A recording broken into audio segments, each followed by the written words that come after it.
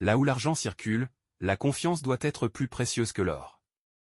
Cette citation prend tout son sens dans le contexte actuel des tontines en ligne, un système d'épargne collective basé avant tout sur la confiance entre les membres.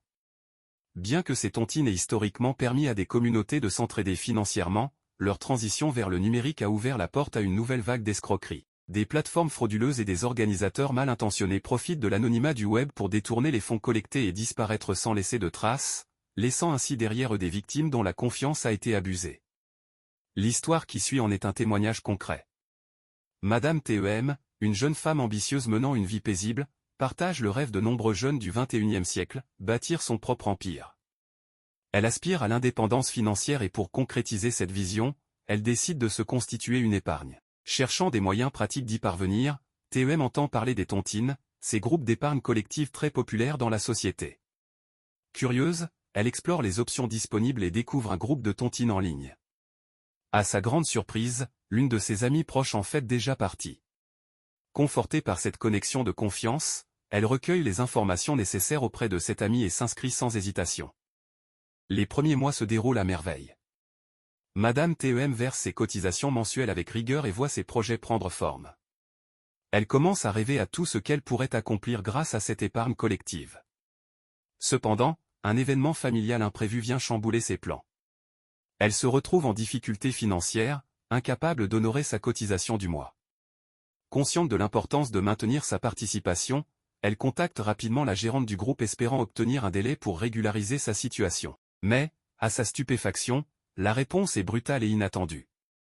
Sans explication ni avertissement, TEM est exclue du groupe.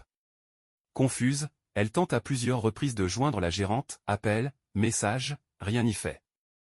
Son inquiétude grandit lorsqu'elle remarque que le groupe en ligne a tout simplement disparu, rompant le lien virtuel et emportant avec lui les fonds qu'elle avait patiemment épargnés.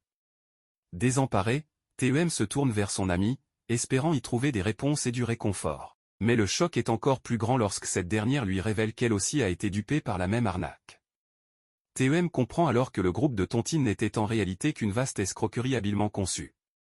Refusant de rester impuissante face à cette injustice, elle contacte immédiatement la plateforme de lutte contre la cybercriminalité, PLCC, et expose sa situation dans les moindres détails.